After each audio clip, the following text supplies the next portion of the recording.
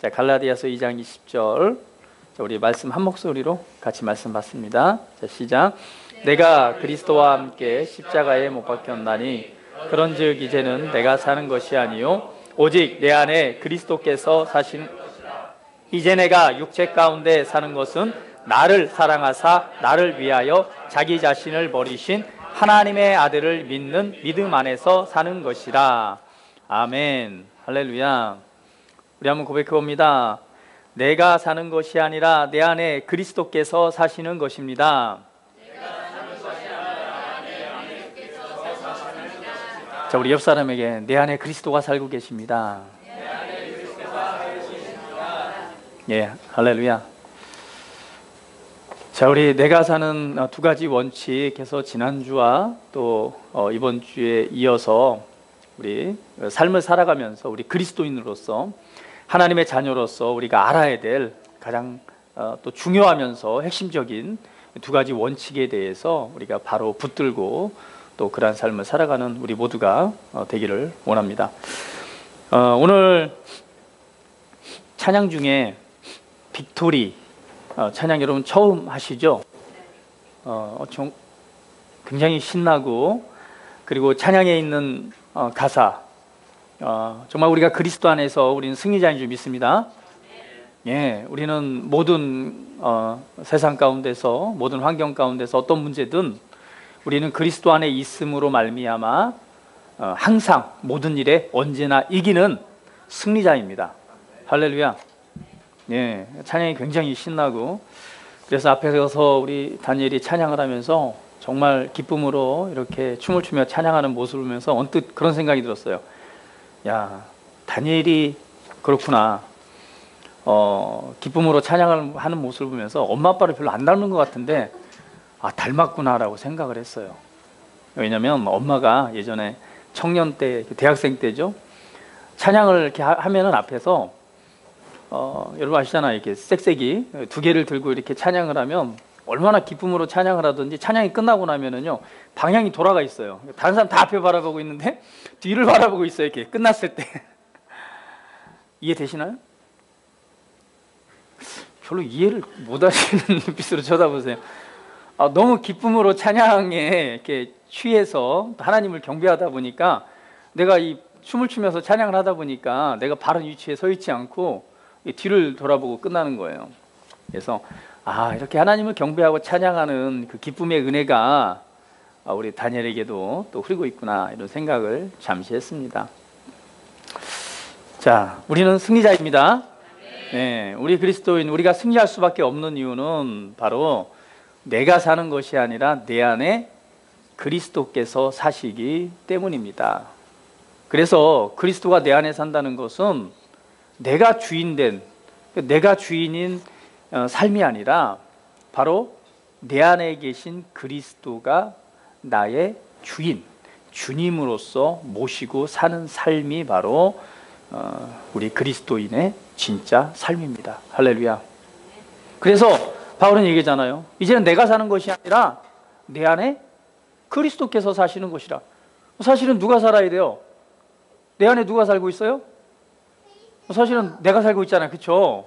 내가 살고 내가 삶을 살아가는데, 이제는 내가 예수님을 믿고 거듭났을 때 이제는 드디어 내가 사는 게 아니라 내 안에 그리스도께서 사시는 삶이 우리 그리스도인이 살아가야 될 바른 삶이다라고 말하고 있는 거예요. 그러니까 내가 살 때는 내가 주인이었습니다. 내 마음과 생각이 원하는 대로, 내가 꿈을 꾸는 대로, 내가 비전을, 내가 하고 싶은 일들을 바라봄으로 살아갔다면, 이제는 그것이 아니라 내 안에 계신 그리스도가 사시는 삶이에요.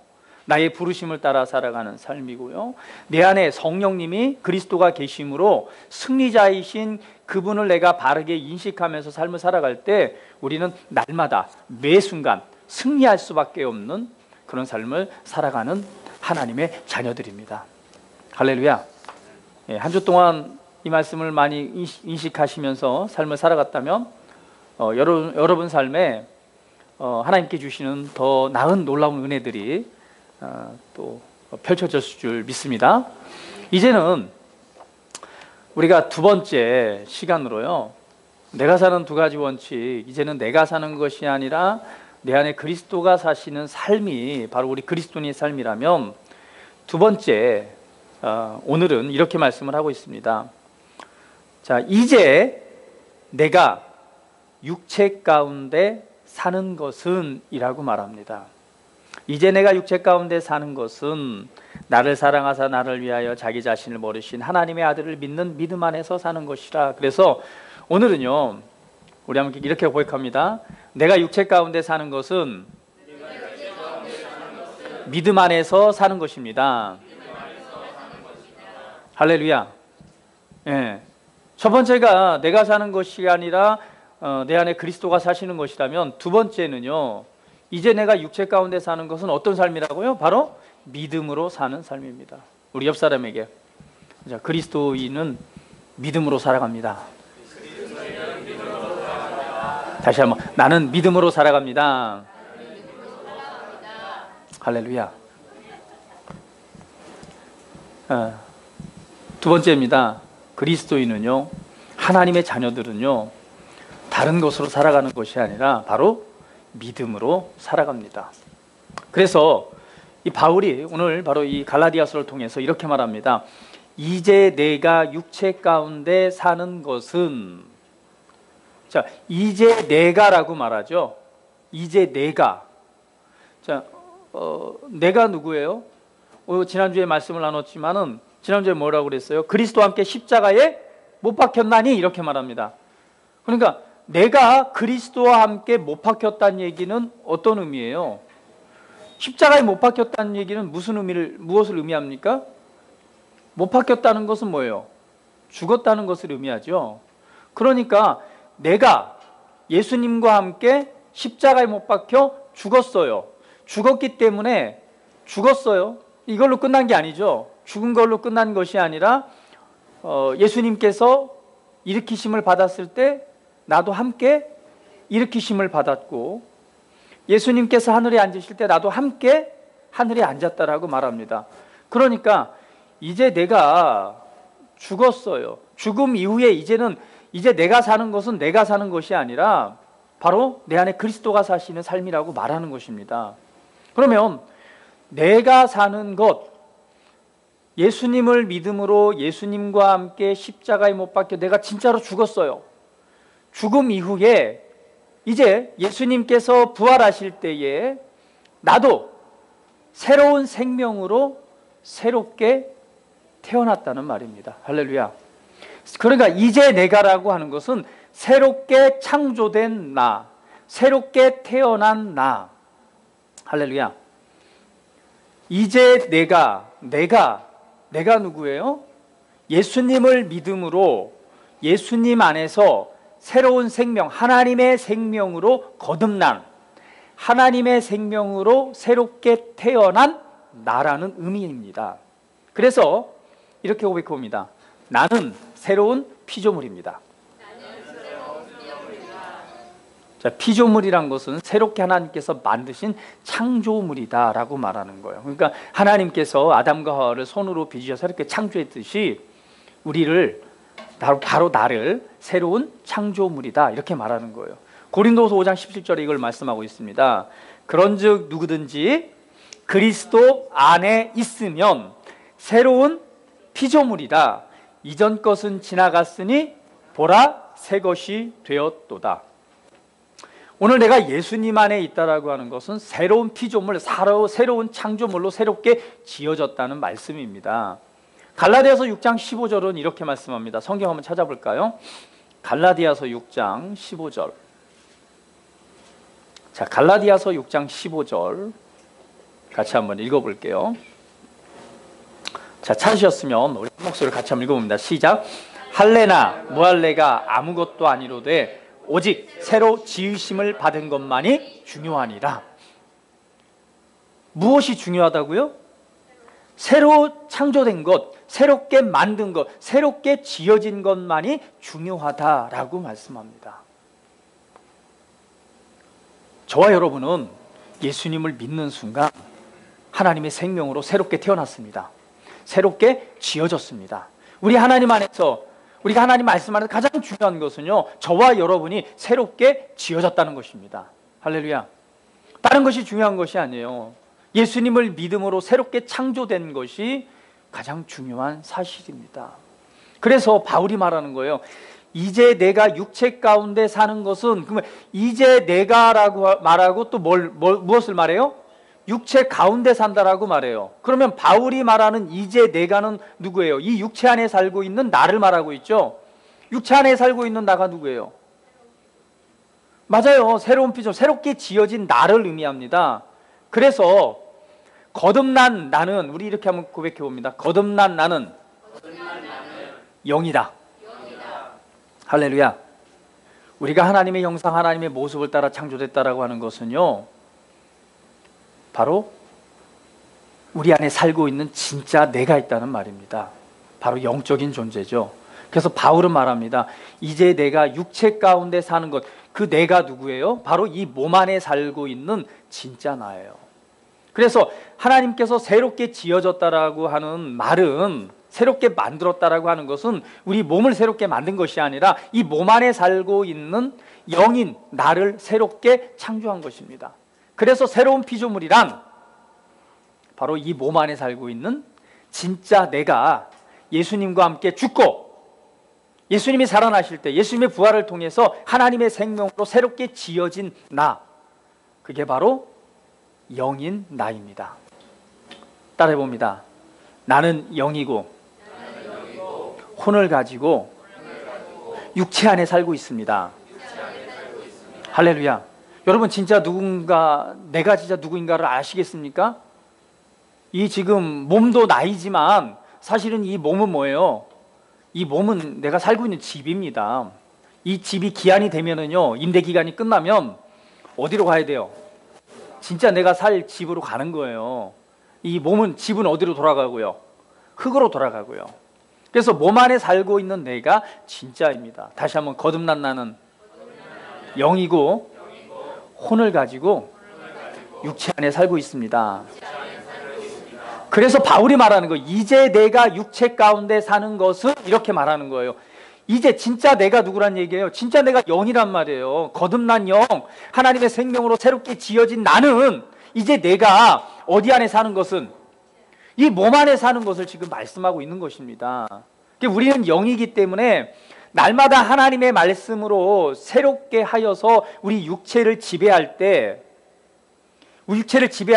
하나님께서 예수님을 통해서 우리에게 주신 놀라운 은혜, 우리 안에 부어주신 하나님의 능력, 우리 안에 부어주신 하나님의 놀라운 잠재력들이 개발되어지고 우리 이 세상에서 승리하는 그리스도인으로서의 삶을 살아가게 됩니다. 내가 누구이기 때문에? 영이기 때문에 내 마음, 내 생각, 혼을 새롭게 함으로 변화를 받을 때에 내 안에 하나님께서 부어주신 은혜를 통해서 우리는 이 세상에서 승리하는 삶을 살아가게 됩니다. 그래서 바울이 말합니다. 이제 내가 진짜 거듭난 내, 새롭게 지어진 내가 이 몸 안에 살고 있는 것은, 이렇게 말하면서 하나님께서 행하신 위대한 일 세 가지를 이렇게 여기서 보여주고 있습니다. 첫 번째, 뭐라고 말씀하고 있어요? 육체 가운데 살아가는 것은, 사는 것은 첫 번째 뭐라고 말씀하고 있어요? 나를 사랑하사. 예수님께서, 하나님께서 예수님을 통해서 우리에게 행하신 위대한 일입니다. 첫 번째, 나를 사랑하사. 우리 고백합니다. 하나님께서 나를 사랑하십니다. 우리 옆 사람에게 하나님께서 너를 사랑해. 할렐루야. 너를 사랑해. 자, 누구 사랑한다고요? 나를 사랑하사. 하나님이 누굴 사랑하신다고요? 나를 사랑하십니다. 그런데 얼마만큼 사랑하세요? 하늘만큼 땅만큼 사랑해요? 하늘만큼 땅만큼 너를 사랑해? 예, 하나님의 사랑이 위대한 것은요, 하나님이 나를 사랑한 것, 우리를 사랑한 것이 위대한 것은요, 사랑받아야 될 존재를 사랑한 것이 아니라 사랑받을 수 없는 존재를 사랑한 것이 하나님의 놀라운 은혜입니다. 로마서 5장 8절은 이렇게 말씀합니다. 로마서 5장 8절 한번 성경 빠르게 한번 펴볼게요. 로마서 5장 8절은 이렇게 말씀합니다. 자, 한번 볼까요? 로마서 5장 8절입니다. 자, 성경을 찾아봤으면 같이 한번 읽어봅니다. 자, 이 성경 로마서 5장 8절 찾으셨죠? 이렇게 말합니다. 우리가 아직 죄인 되었을 때에, 여러분, 우리가 아직 죄인 되었을 때예요. 그러니까 착하고 선한 사람들을 위해서는 많은 사람들이 죽을 수 있어요. 그렇죠? 그러나 죄인을 위해서 죽을 수 있는 사람이 있나요? 이번에 참 안타까운 사건들을 보니까 너무 가슴이 아파요. 그렇죠? PC방에서 알바하던 우리 그 21살 학생이죠. 학생이 그냥 두 형제에게 아주 처참하게 죽임을 당했어요. 아주 나쁜 사람이에요. 어떻게 그렇게 30번인가를 얼굴과 목 부위를 이렇게 칼로 찔러서 그 21살 청년이 죽었잖아요. 너무 나빠요. 자, 그런데 여러분, 그런 악한 그런 죄인을 위해서 대신 죽을 수 있나요? 여러분 같으면 그런 죄인을 위해서 죽을 수 있겠어요? 하나님의 사랑이 위대한 것은, 하나님이 우리를 사랑하신 사랑이 정말 크고 놀라운 것은, 우리가 죄인 되었을 때에, 다시 읽어봅니다. 그리스도께서 우리를 위하여 죽으심으로 하나님께서 나에 대한 자기의 사랑을 확증하셨느니라 라고 말씀합니다. 죄인을 위해서, 의인을 위해서 죽는 사람은 많아요. 그러나 죄인을 위해서 죽을 수 있습니까? 하나님의 사랑이 위대한 것은, 내가 따라합니다. 내가 죄인 되었을 때에 나를 위하여 죽으심으로 하나님께서 나에 대한 자기의 사랑을 확증하셨습니다. 할렐루야. 내가 죄인 되었을 때 나를 사랑한 거예요. 인정받을 만한 아무런 조건이 되지 않는 그런 상태에 있을 때에 하나님께서 나를 사랑하신, 그래서 하나님의 사랑이 크고 놀랍고 위대한 것입니다. 다시 한번 고백합니다. 하나님이 나를 사랑합니다. 요한일서 4장 9절은 이렇게 말합니다. 하나님의 사랑이 우리에게 이렇게 나타난 바 되었으니, 그러니까 하나님은 사랑이신데 하나님의 사랑이 우리 가운데 나타났어요. 그것은 어떤 사랑으로 나타났느냐? 자기의 독생자를 세상에 보내심은 그로 말미암아 우리를 살리려 하심이라 라고 말합니다. 하나님의 사랑은 뭐예요? 독생자 아들을 뭐함으로? 세상에 보내서 죽게 함으로 누굴 살렸다는 거예요? 그 대신에 나를 살리기 위한 사랑이라는 거예요. 하나님이 나를 사랑하십니다. 할렐루야. 두 번째는 이렇게 말합니다. 나를 사랑하사, 두 번째, 나를 위하여. 누굴 위해서요? 다시 한번, 누굴 위해서요? 나를 위해서. 나를 위해서. 나를 사랑하사 나를 위해서. 하나님께서 나를 위해서, 나에게 무엇을 주시려고요? 도대체 하나님께서 정말 그 소중한, 정말 귀한 하나님이신 독생자 아들을 세상에 보냈단 말이에요. 뭐 하기 위해서? 고난받고 죽게 만들기 위해서. 누굴 위해서? 나를 위해서요. 나를 살리고자 누굴 보내셨어요? 독생자 아들 예수님 보내셨어요. 그러면 하나님께서 나를 위해서 무엇을 행하시고자, 무엇을 내게 주시고자 예수님을 이 세상에 보냈을까요? 분명히 나를 위해서 보내셨어요. 나에게 무엇을 주시려고요? 한번 말해볼까요? 나에게 무엇을 주시려고 하나님께서 나를 사랑해서 독생자 예수님을 이 세상에 희생제물로 정말 십자가에서 고난과 고통을 받고 죽어 심판을 받는 자리에 독생자들을 내어주셨을까요? 나를 위해서요. 분명히 나를 위해서. 나에게 그러면 무엇을 주시기 위해서? 자, 무엇을 주시기 위해서? 내게 무엇을 주시기 위해서? 여러분 생각해 보셨어요? 나에게 무엇을 주시기 위해서? 예? 떡볶이를 주기 위해서요? 자, 무엇을 주시기 위해서요? 나를 위해서 하나님이 독생자 아들 예수님을 세상에 보내셨어요. 누굴 위해서요? 나를 위해서요. 그러면 나에게 무엇을 주시려고요?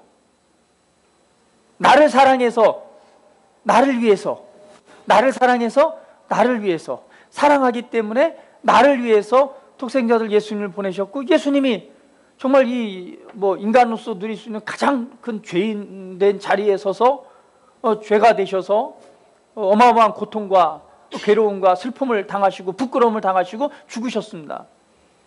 나를 위해서요. 그렇죠? 나에게 무엇을 주시려고? 자, 첫 번째 뭘 주시려고요? 생명을 주시기 위해서. 할렐루야. 예, 나에게 무엇을 주시기 위해서요? 생명을 주시기 위해서. 우리 고백해 봅니다. 나에게 하나님의 생명이 있습니다. 이 생명이 바로 우리로 영생하게 만드는 거예요.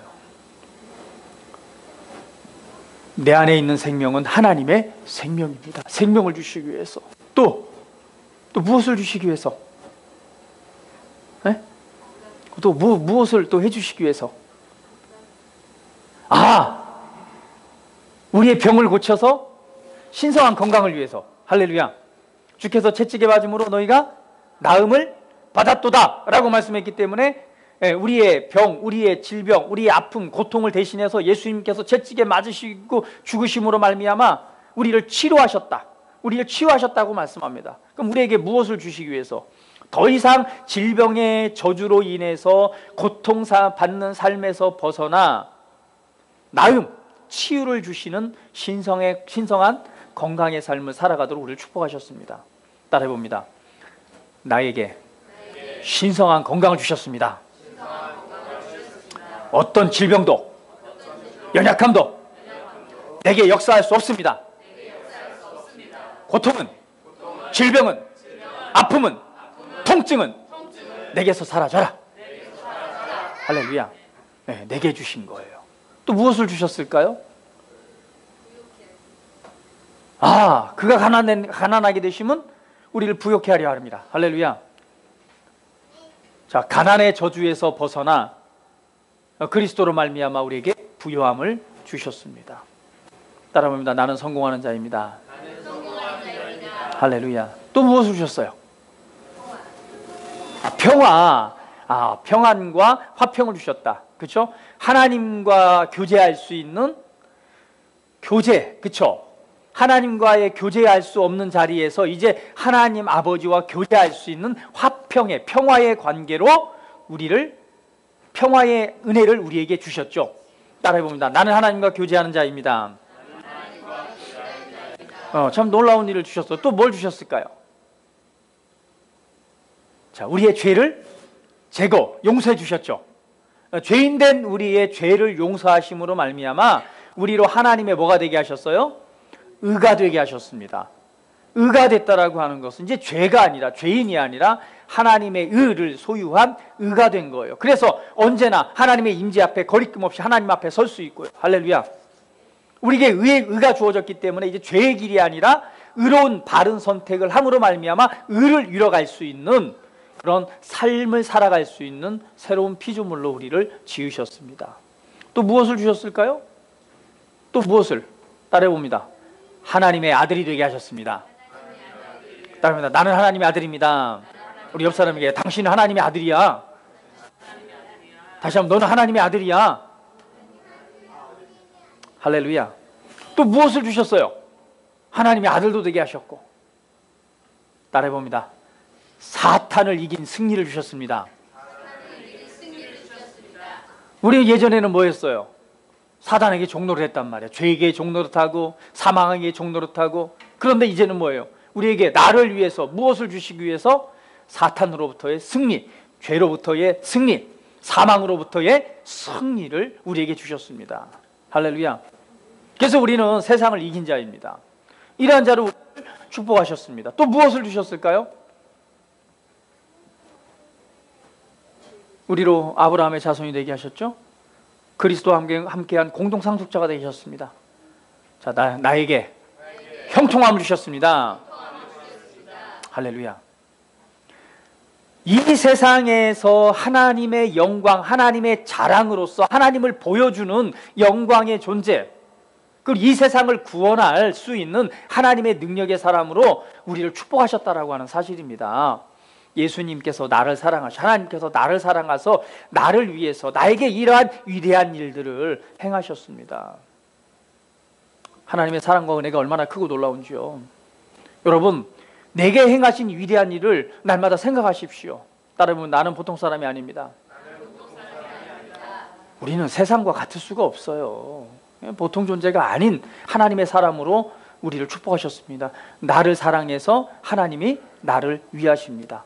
자, 세 번째로 나를 위해서 자기 자신을 버리셨다라고 말합니다.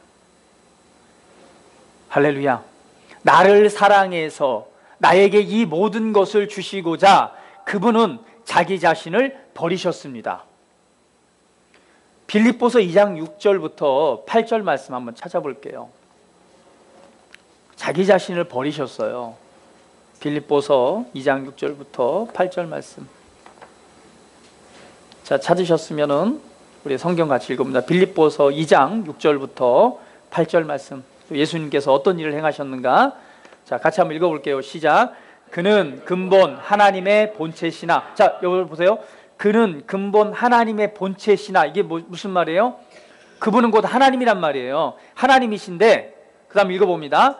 하나님과 동등됨을 취할 것으로 여기지 아니하시고 오히려 자기를 비워 종의 형체를 가지사 사람들과 같이 되셨고 사람의 모양으로 나타나사 자기를 낮추시고 죽기까지 복종하셨으니 곧 십자가에 죽으심이라. 예수님은, 하나님은 우리를 사랑해서 우리에게 이 놀라운 선물, 이 모든 것을 주시기 위해서 자기 자신을 버리셨습니다. 그것은 곧 하나님이시면서 그 자리에 있기를 원치 아니하시고 어느 자리에, 이 세상에 내려와서 우리 죄인된 종의 형체라고 말하고 있죠. 죄의 종이 됐던 죄의 종이 됐던 우리 사람의 모습으로 이 땅에 오셨어요. 근데 자기를 낮추시는데 어디까지요? 십자가, 죽기까지 복종하셨으니 죽음의 자리까지 자기 자신을 내어주셨는데 이것이 곧 십자가의 죽음이라 라고 말합니다. 예수님은요, 하나님께서는요, 나를 사랑해서 나에게 이 놀라운 일들을, 놀라운 선물을 주시고 나를 새롭게 하시고자 그분은 자기 자신을 내어주셨습니다. 어느 자리까지요? 죽음의 자리까지요. 하나님께서 우리를 사랑하신 얼마나 놀라운 사랑입니까? 누굴 위해서? 나를 사랑해서 나를 위해서 자기의 모든 것을 내어주신 분, 그분이 바로 예수님이십니다. 나를 얼마만큼 사랑하시는지, 하나님의 위대한 사랑에 우리는 감사와 영광과 찬양을 올려드립니다. 할렐루야. 낮아지심이에요. 낮추심입니다. 우리는 이러한 사랑을 받았습니다. 그러므로 말미암아 우리가 그리스도를 닮았다라고 하는 것은요, 우리 자신을 낮추는 자가 돼야 돼요. 할렐루야. 우리 관계 속에서 자기 자신을, 여러분 자기 자신을 낮추는 게 쉬운 일인 줄 아세요? 자, 부부관계에서 봅시다.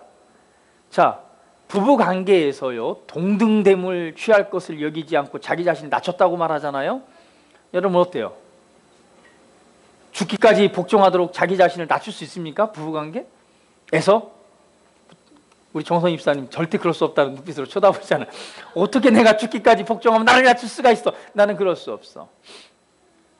그러면은 자녀와의 관계 속에서요, 자기 자신을 낮추되 자녀보다, 자녀를 높게 두고 그 아래까지 낮출 수 있나요? 서로 존중하되 자녀나 아니면 부부관계 속에서 자기 자신을 낮추되, 아니면 사람과의 관계 속에 자기 자신을 낮추되 정말 죽기까지 복종하는 자리까지 자기 자신을 낮출 수 있겠어요? 하물며 하나님께서 우리를 구원하시기 위해, 우리의 생명을 주시기 위해서 자기 자신을 낮추되 어디까지요? 죽기까지 복종하는 자리까지 낮추셨단 말이에요. 이것이 바로 하나님께서 우리에게 행하신 위대한 일입니다. 우리가 우리 사람을 위해서, 내가 사랑하는 이들을 위해서, 내 가족을 위해서도 낮추기가 쉬워요, 어려워요? 솔직히 하고 싶지 않잖아요. 우리 정성희 입사님 죽기까지 복종할 수 있어요? 성경에 보니까 남편에게 복종하래요. 그잖아요. 그 대신 남편은 사랑하라고 말하고 있고. 복종하기 쉽지 않단 말이에요. 나 자신을 버리고 낮추기가 쉽지 않아요. 그런데 하나님께서는 나를 사랑하셔서 나를 위해서, 할렐루야, 나에게 이 모든 것들, 하나님께 속한 이 모든 선물들을 내게 주시고자, 나를 새롭게 하시고자, 나를 통해서 하나님의 영광을 나타내시고자 나를 위해서 자기 자신을 버리셨습니다. 이것이 바로 하나님 그리고 예수님이 우리를 사랑하신 사랑의 증거입니다. 그래서 바울은 말합니다. 그 하나님의 아들을 버리신, 자기 자신을 버린 하나님의 아들을 믿는 믿음 안에서 사는 것이라. 할렐루야. 이제 내가 거듭난 내 새로운 피조물인 내가 이 육체 가운데 사는 것은 나를 위해서 이 놀라운 일들을 행하신 그분을 믿는 믿음 안에서 사는 것이다 라고 말씀하고 있습니다. 우리가 인생을 살아가는 데 있어서 두 번째 원칙입니다. 내가 육체 가운데 사는 것은요, 나를 위해서 이 모든 것을 행하신 그리스도 안에서, 바로 바른 그리스도 안에서 믿음으로 사는 삶이 바로 우리가 살아가는 삶의 중요한 원칙입니다. 할렐루야. 따라 부릅니다. 믿음 안에서 믿음으로 살아갑니다. 할렐루야. 믿음 안에서 믿음으로 살아가야 돼요. 그럼 믿음으로 산다는 건 뭘까요? 믿음으로 산다는 건 뭘까요? 하나님이 행하신 위대한 일을 우리가 믿는 것, 예수님을 믿는 게 믿음이죠. 그렇죠? 그러나 우리가 믿음으로 시작했어요. 우리 그리스도인들은 믿음으로 거듭났고 믿음으로 구원받았습니다. 나를 위해서, 나를 사랑하셔서 나를 위해서 행하신 위대한 일들을 행하신 예수님, 우리가 믿음으로 거듭났고 하나님의 자녀가 됐어요. 그죠? 우리 믿음으로 시작했습니다. 그러나 우리는 믿음으로 살아가야 돼요. 오늘 바울이 말하는 내용이 그것입니다. 내가 이제 육체 가운데 사는 것은 하나님의 아들을 믿는 믿음 안에서 사는 것이다. 그러니까 믿음으로 시작했고 이제는 믿음으로 살아가야 됩니다. 그러면 믿음으로 어떻게 살아가죠? 오늘 이 두 번째 원칙에서 이 믿음에 관해서 잠깐 나누고 우리 말씀을 마치도록 할 것입니다. 믿음으로 살아가야 돼요. 우리 소원이가 나를 쳐다보는데 믿음으로 잘 살고 있어요? 자, 우리 믿음에 관해서 몇 가지를 여러분이 알아야 될 중요한 사실들이 있습니다. 첫 번째는요, 자, 내가 거듭날 때 일정 분량의 믿음을 받았다라고 하는 사실입니다. 네, 할렐루야. 자, 따르면 나에게는 믿음이 있습니다. 하나님께서 선물로 일정 분량의 믿음을 나눠주셨어요. 그러니까 우리는 믿음이 있습니다. 그러니까 이 세상에서 살아가면서 믿음을 더 큰 믿음으로 증가시키고 또 믿음의 분량을 크게 하는 것은 또 우리가 해야 될 일들이죠. 그래서 우리에게는 믿음이 있어요. 로마서 12장 3절에 말씀하고 있죠. 그러나 또 중요한 사실 한 가지는 믿음이라고 하는 것은요, 하나님의 말씀을 듣고 그 말씀으로 인하여 설득되어지는 것이다. 자, 믿음은 뭐라고요? 믿음은요, 하나님의 말씀에 근거를 둡니다. 그래서 하나님의 말씀을 듣고 그 말씀에 설득당하는 것이 바로 믿음이다. 제가 여러분들에게 그 간증을 한번 보라고 이렇게 보내셨는데 다 보셨나요? 거기에 보면은 여기 그 박영경 성도의 간증이 있을 거예요. 두 가지 간증을 제가 보내드렸는데, 그 박영 성도가 이런 간증을 합니다. 그분이 간단하게 하면은 이게 그 암이 재발을 했어요. 재발이 어느 정도 됐냐면, 재발이 되니까 온몸에 막 암이 퍼져가지고 도저히 이거는 살 수 없다, 이제 몇 개월밖에 살지 못한다라는 그런 진단이 내려졌습니다. 이제 그때 그렇게 절망 가운데 있다가 정말 이제 이 말씀을 붙들고 알게 된 거죠. 정말 그리스도 안에서 정말 새로운 피조물로서 내가 살아가야 될 하나님이 나를 위해서, 나를 사랑하셔서 나를 위해서 행하신 위대한 일에 대한 이 복음의 말씀을 듣고 오늘 그 말씀을 받아들이기 시작한 거예요. 그래서 그 말씀 속으로 들어가고 그 말씀을 정말 장착한다, 그 말씀을 듣고 그 믿음 안에 성장을 해서 그 말씀 안에 서서 대면하기 시작하면서 놀라운 일들이 일어났어요. 그래가지고 이제 정말 전이가 돼서 이제는 뭐 몇 개월 살지 못하는 사망 진단을 받았는데 이게 호전되기 시작을 해서 이제 수술을 받게 됐죠. 근데 수술도 굉장히 어려운 수술, 너무나 번져 있기 때문에 그럼에도 불구하고 정말 그 의사가 이런 고백을 했다고 그러죠. 내가 정말 이렇게 어려운 수술인데 이렇게 뛰어나게 수술을 한 적은 처음이라고 이렇게 말했을 정도로 하나님의 성령님께서 또 그 손에 역사하셔서, 그래서 이제 완벽하게 치유가 됐어요. 치유가 되고 건강한 삶을 살아가고, 그리고 정말 말씀 안에서 그 암에서 벗어나서 신성한 건강으로 하나님을 위한 정말 놀라운 삶을 살아가면서 이제 자기 셀원들이 있는데, 셀원 중에 한 사람이 왔어요. 근데 이 사람이 무엇을 말하냐면 정신 약간 질환이 있는 거예요. 그런데 병원에서 의사가 말하는데 이 병은, 이 질병, 이 정신적 질환은 내가 평생 가지고 살아가야 될 질병이라고 의사가 얘기했대요. 자기도 인터넷을 찾아보고 하니까 이 병은 고칠 수 있는 병이 아니라 평생 안고 살아가는 거라고. 그래서 이 자매가 그 집사, 이게 박영수 성도죠. 그 이제 셀 리더니까 그 앞에서 늘 말하는 거예요. 의사 선생님이 말하기를 내가 가지고 있는 이 정신적인 질환은 평생 가지고 살아가야 된대요. 제가 인터넷을 찾아봤는데 이 질병을 평생 가지고 살아간대요. 살아갈 수밖에 없대요. 라고 말을 했어요. 그랬더니 박영경 성도가 그 말을 가만히 듣더니 이렇게 말한 거죠. 자매님, 더 이상 나를 설득하려고 하지 마세요. 나는 당신의 말, 그 의사가 했던 말, 인터넷에 나왔던 그 말로 나는 설득당하지 않아요. 나를 설득하는 것보다 내가 믿고 있는 이 하나님의 말씀을 믿고 이 말씀을 믿음을 통해서 이 말씀에 설득당해서 당신이 치유되는 것, 이것이 더 빠를 거라고. 할렐루야. 그러니까 우리가 하나님의 말씀을 듣고 설득당해서 하나님의 말씀을 듣고 바른 믿음을 가지지 않는다면 반대로 말씀이 아닌 다른 것을 신뢰하고 믿는다라는 것입니다. 우리는 어차피 믿어요. 근데 진짜 믿음은 무엇이냐?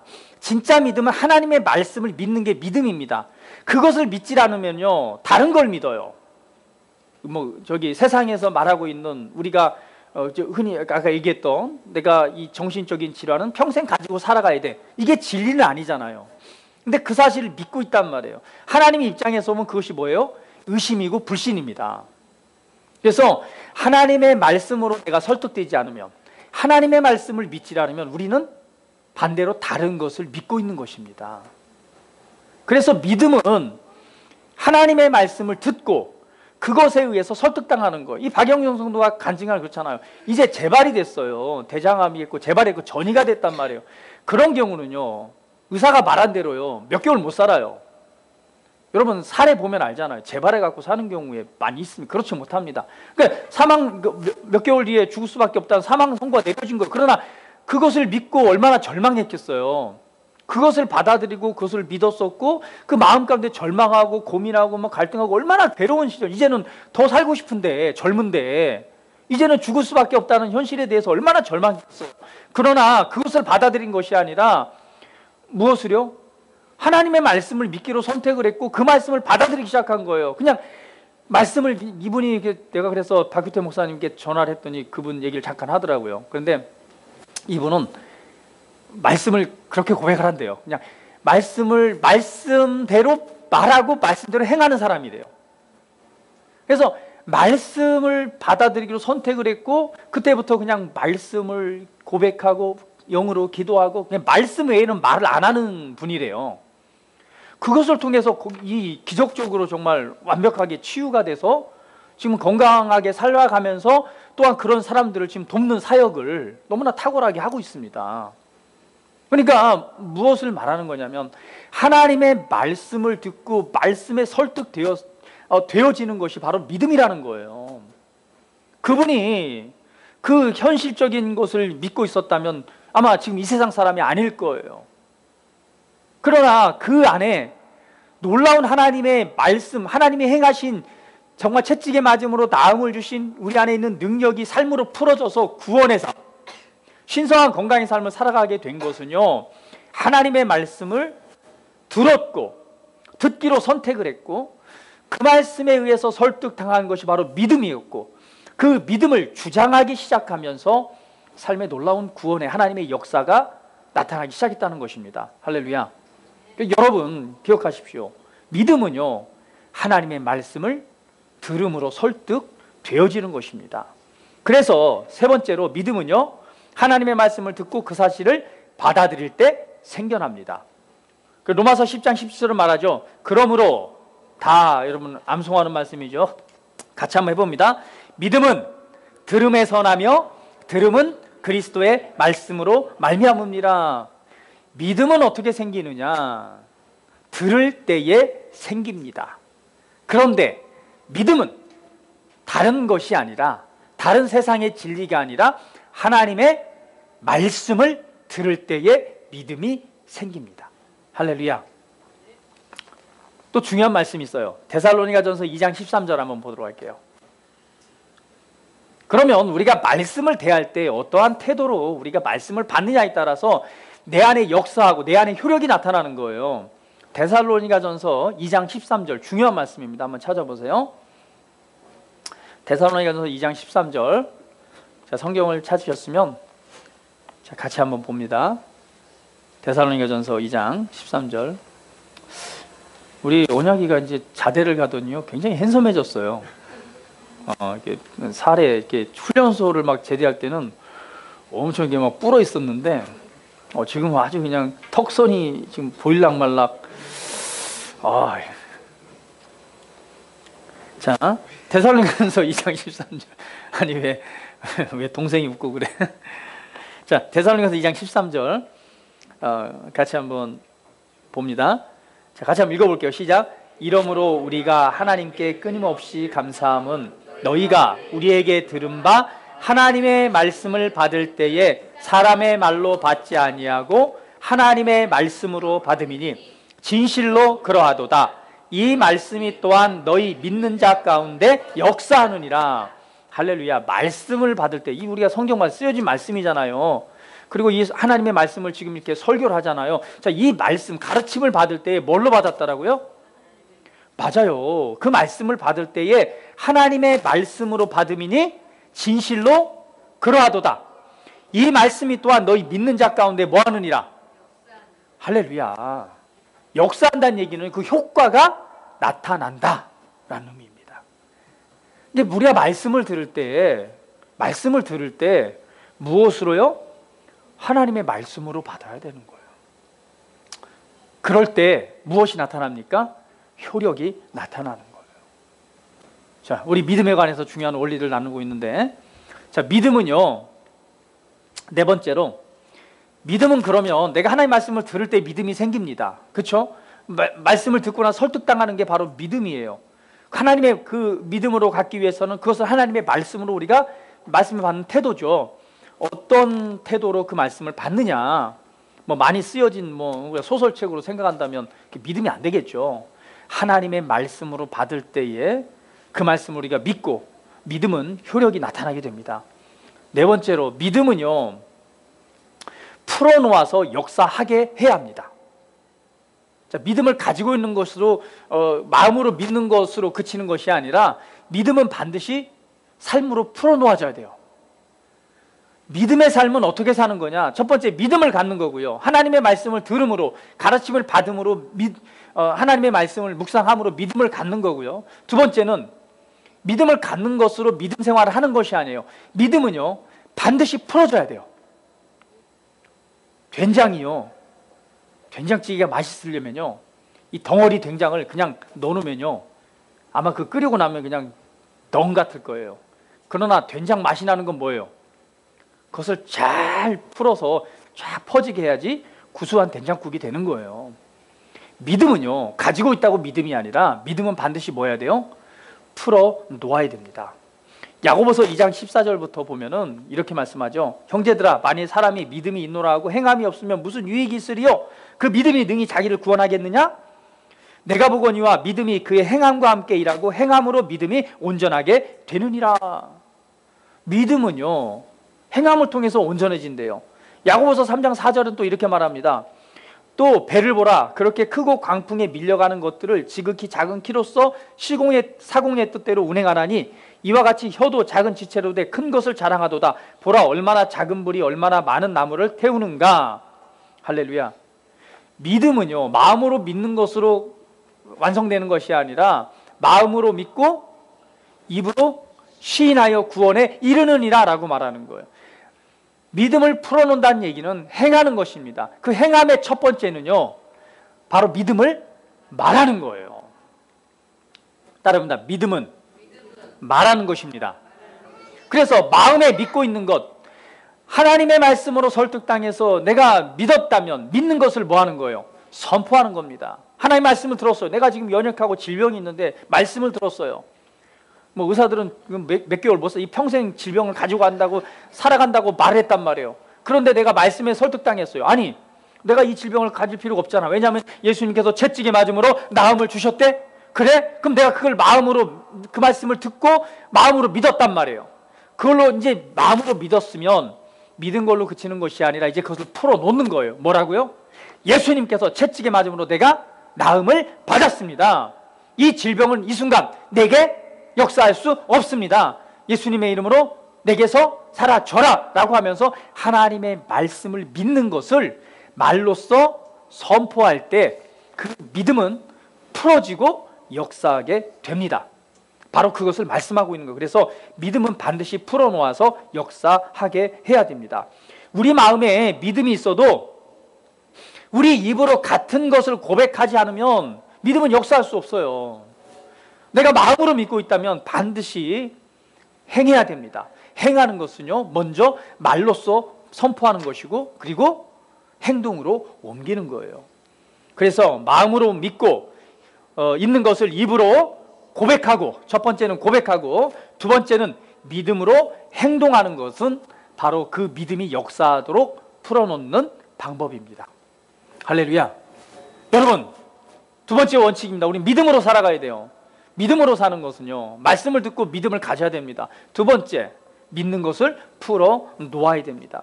그것을 통해서 우리 믿음이요, 우리 삶을 지배하도록 해야 돼요.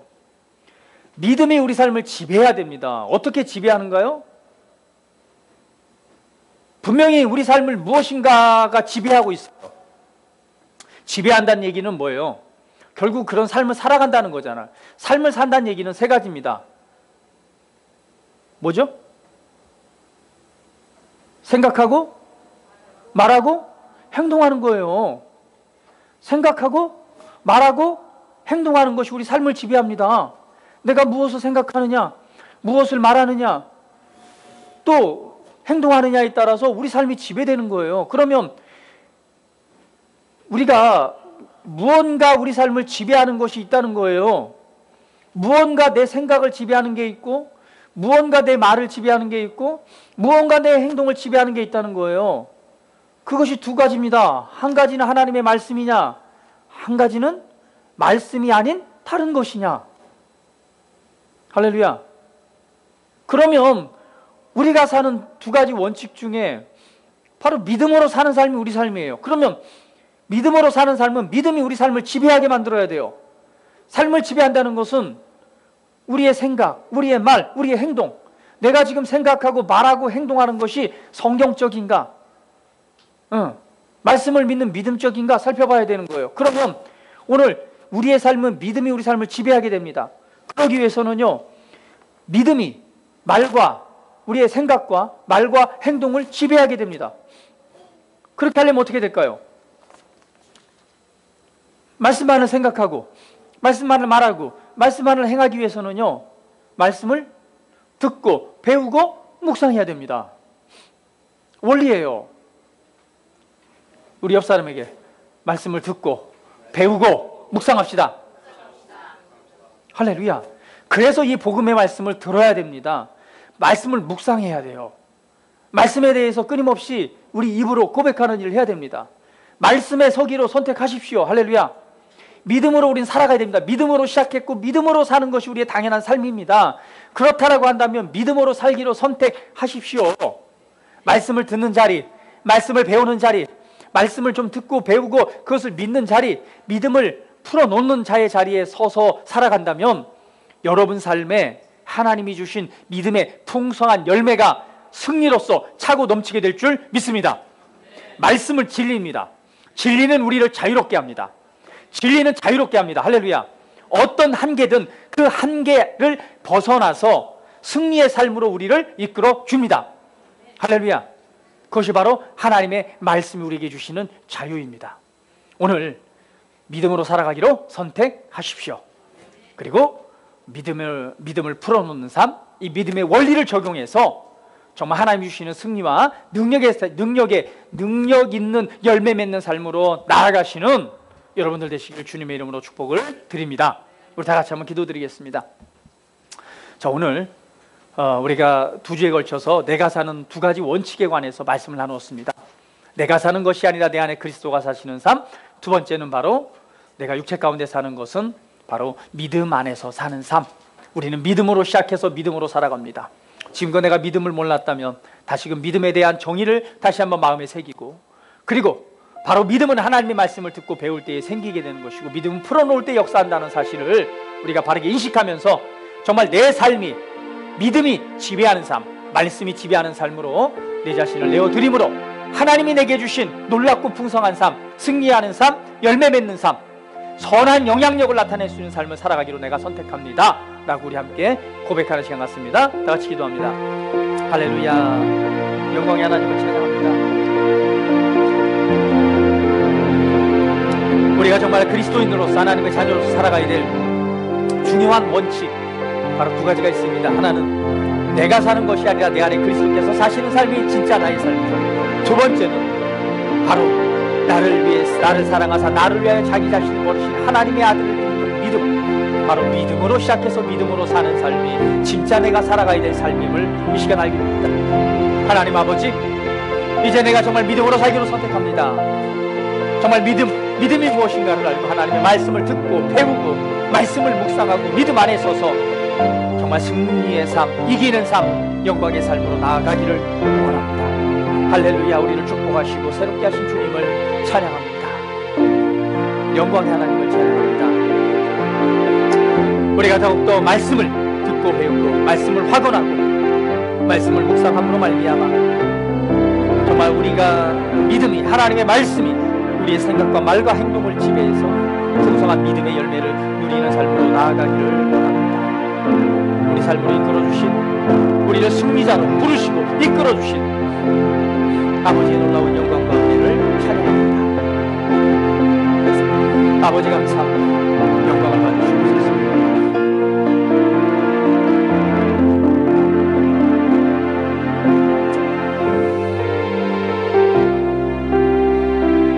사랑 가운데서 우리를 축복하시고 세우시고 말씀을 통해 우리 삶의 원리를 깨닫게 하시고 또 이기고 승리케 하신 주님을 찬양합니다. 예수 그리스도의 이름으로 기도드립니다. 아멘.